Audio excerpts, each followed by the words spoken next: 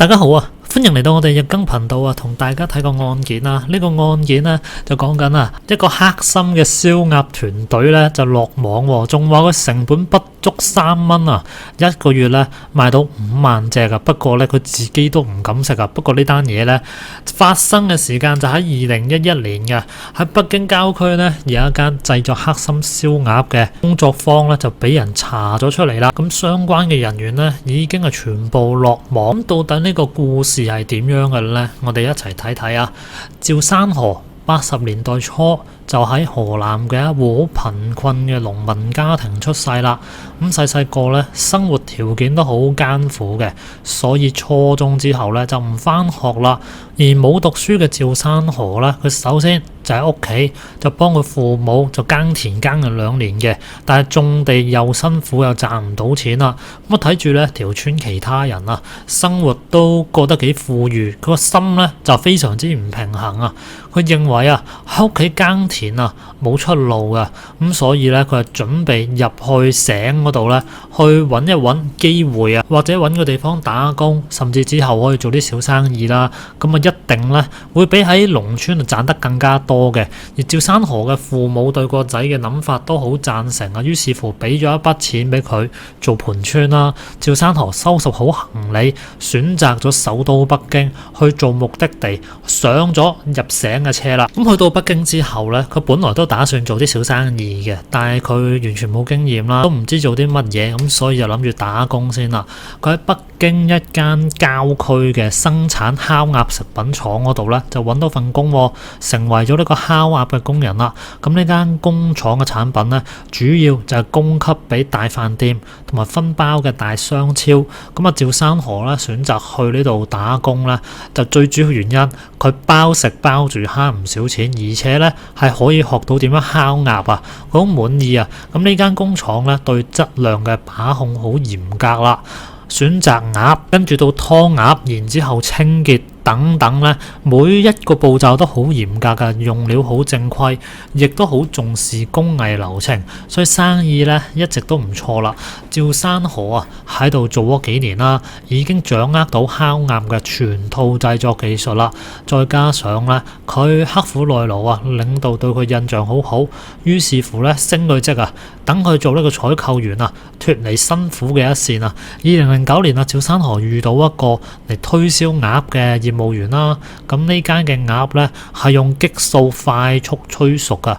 肉質好差，而且咧有好多嘅規章含量咧係超標噶，咁最終工廠領導咧就拒絕咗呢單嘅生意啦。咁但係啊，趙山河咧就同呢個採購員做好朋友啦，私底下2個人飲酒嗰陣時咧，採購員咧飲大咗啊，就鬧呢一個工廠嘅領導咧係傻佬啊。阿趙山河問點解啦，咁啊採購員就話雖然工廠對質量嘅把控好嚴啊，但係買呢啲咁優質嘅原料成本好高㗎，而佢自己所生產嘅鴨呢，雖然質量係差啲啦，但係好平啊。咁啊，趙山河繼續問中間到底有幾多利潤啦？咁採購員就話啦，一隻生嘅鴨呢，大概5蚊一隻，大批量嘅話可以壓到3蚊，加埋加工成本你先至5蚊雞一隻鴨咋。呢啲咁嘅鴨啊，雖然正規嘅超商同大飯店唔要啊，但係你係可以賣俾嗰啲中小飯店噶嘛。每隻啊，你賣15蚊俾佢啊，你一隻就可以賺到10蚊啊，有成200% 嘅利潤啊。咁聽到呢度咧，趙山河心動啦。佢覺得如果自己做嘅話咧，專門製作經營呢一種咁樣嘅烤鴨咧，可能可以好快速就發大財喎。於是乎咧，就開始着手啊，繼續動工準備啦。咁原來咧，趙山河打工咁多年啊，都儲咗唔少錢嘅，同時咧亦都同廠入邊幾個同事做咗好朋友啦。佢將自己嘅呢個諗法咧話俾佢哋知啊，咁大家咧就決定要做呢個項目啦。於是乎大家都辭職啦，咁啊攞咗啲錢出嚟喺附近就揾咗一個城中村，就租咗幾間屋做廠房啦，又買咗相應嘅設備同埋材料啦。咁趙山河咧揾到呢個服務員啦，以3蚊一隻嘅價格啊，係大量採購入呢啲咁嘅生鴨，幾個人做晒分工啦，劏鴨、洗鴨、烤鴨、包裝、銷售、運輸，全部都有專人負責噶。咁至於生產許可同質量檢驗，趙山河呢班人當然唔會去做啦，因為咁樣咧係會增加好大量嘅成本啊。於是乎佢哋直接咧係製作咗一批假嘅合格證啊，為咗令到呢啲烤鴨口感更加之好，佢哋係添加咗大量嘅違禁添加劑。不過咧，加咗咁多嘢落去都好啦，一隻鴨嘅成本都係5蚊左右咋，因為咧佢哋慳咗廠房人員檢測檢驗等等嘅成本啦。但係呢一個產品會唔會對食用者產生危害呢？佢哋就唔理啦，就係咁樣生產出嚟嘅烤鴨原料呢，就係激素鴨苗，2個禮拜就出欄啦，亦都冇細菌、殘留物同添加物嘅檢驗。如果用嘅話呢，好可能會對生命同健康造成危害啦。咁正常嘅營業執照同生產許可證呢啲呢，佢哋全部都冇㗎，因為佢哋最開始呢就已經立定心腸係生產製作低價質量差嘅三無產品啦。咁生產咗呢一批產品出嚟之後呢，趙山河就負責利用原來嘅關係，就揾到好多中小型嘅飯店同便利店啦，15蚊一隻就賣俾佢哋啊。呢啲中小便利店同飯店其實都知道呢啲烤鴨係三無烤鴨嚟嘅，但係因為個價格平過正規好多啊，所以都決定去買入啦。於是乎呢，佢哋所製造嘅完全冇安全保證，亦都冇嚴格檢測，邊個都唔知細菌同添加物有冇超標嘅烤鴨呢，喺當地流行起上嚟啊！咁甚至經過佢哋咁多人咧不斷嘅努力咧，竟然啊係可以將個銷售渠道咧拓展到去天津、河北、山東呢啲城市地區，仲有一個好完善嘅銷售通路，就係咁樣。呢班人呢，做呢個黑心食品工作坊做咗1年啊，佢發現啊1年入邊呢，就已經係賣咗60幾萬隻啊。而當年呢，佢哋非法獲利就有50萬啦。咁呢啲三無嘅黑心烤鴨呢，就通過佢哋所組建嘅生產通路、銷售渠道，大量喺華北地區度銷售，對食品安全呢係做咗危害啊！咁呢班人就當然唔會理咁多啦，就更加呢係諗辦法去擴充自己嘅廠房啊！去到2011年啊，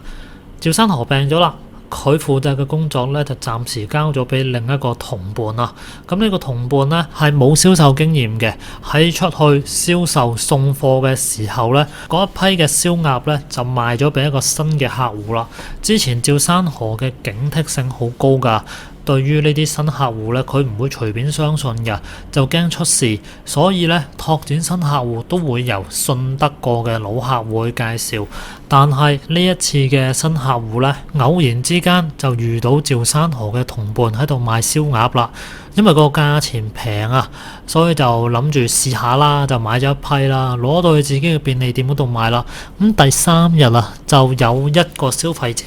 就買咗2隻烤鴨啦，攞到翻屋企食之後咧，全家人啊係有嚴重嘅嘔吐、嘔心同埋肚屙嘅情況出現啊。咁啊，消費者咧就帶埋屋企人去醫院檢查啦。檢查結果咧就係佢所買嘅烤鴨咧大腸桿菌同添加物含量超標，就造成佢哋全家人生病啊！由醫院出嚟之後咧，呢個消費者啊即刻去揾便利店嘅老闆，叫佢俾個公道啦。咁啊，便利店老闆呢就賠咗一筆錢啊，越諗越嬲啊，直接報警啦。好快呢，警察介入啊，佢哋就攞走咗便利店其他嘅烤鴨，同食品質量部門進行咗檢測，發現呢一批呢係危害性好高嘅黑心燒鴨啊。之後警方調查之後就發現呢一批嘅燒鴨數量巨大，市場上邊個覆蓋面亦都好大啊，而且呢個持續性都好強，就聯合各個部門去查呢一單案啦。咁警方呢首先就揾到便利店老闆進行調查啦，老闆呢就提供咗相關嘅情況同線索啦。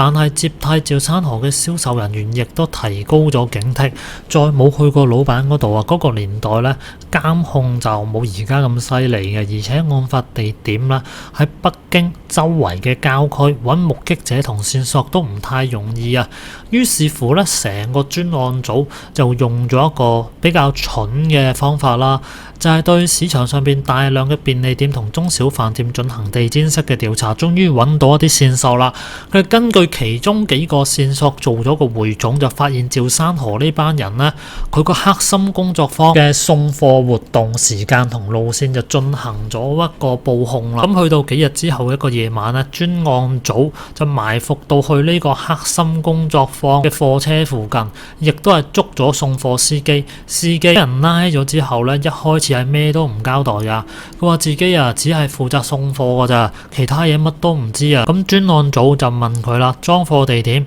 同請佢裝貨嘅人係邊個啊？佢亦都冇答到好確實，準備咧係逃避責任。後來啦，咁警方同佢講，如果你唔老實作答嘅話咧，會有嚴重後果。咁司機就開始驚啦，為咗咧去減刑啊，佢如實交代咗加工廠嘅地址，仲交代咗大部分嫌疑人嘅相關情況。專案組即刻就做行動啦，去到現場咧，就控制晒所有人員啊，查封咗所有設備同原料。進行完取證之後咧，就將呢班人咧帶晒翻去公安機關度啦。咁當時原來趙山河啱啱好唔喺工作坊嗰度啊，咁聽到工作坊出事咧，嗱聲連夜走咗翻去河北鄉下嘅老家啦。咁警方亦都係即刻展開行動啦。經過追捕咧，最終係捉到潛逃嘅趙山河同其他嘅工作人員啊。經過審訊之後係攞到相關線索啦。咁之後專案組咧係順藤摸瓜，係捉到上游提供生鴨嘅業務員同埋黑心養殖場嘅老闆，仲有下線嗰一班買黑心燒鴨嘅便利店同小飯店嘅經營者啦。喺詢問期間呢，趙山河講到一隻烤鴨嘅成本3蚊。加埋成本5蚊，但係可以咧就賣到15蚊，利潤200%。正正就係因為呢個暴利咧，令到自己走上呢條路啦。咁警方問佢：你自己會唔會食呢啲燒鴨呢？佢就話啦，知道自己呢班鴨咧係有問題嘅，佢哋係完全唔敢食噶，全部賣晒俾消費者咯。咁最終涉案嘅100幾人咧，全部捉到晒啦，而剩低嘅涉案烤鴨咧，全部銷毀，成個案件嘅涉案總值咧就200幾萬啊！咁呢啲非法獲利咧，最後就沒收晒啦，亦都判咗一定嘅罰金啦。而買入呢啲黑心燒鴨嘅老闆咧，亦都係違反咗食品安全法啊，受到處罰啦。咁呢一單嘅案件咧嚟到呢度啊，可以講得上完結啦。咁呢一個咧就係關於黑心燒鴨嘅故事啦。咁亦都話俾大家知咧，去大陸食嘢啊，大家小心啲啦，因為你唔知道咧入口嘅嘢到底係啲乜嘢啊嘛。好啦，咁今集咧同大家睇到呢度先啦。大家有咩想講咧，下邊留個言啦。咁我哋下集再見啦，拜拜。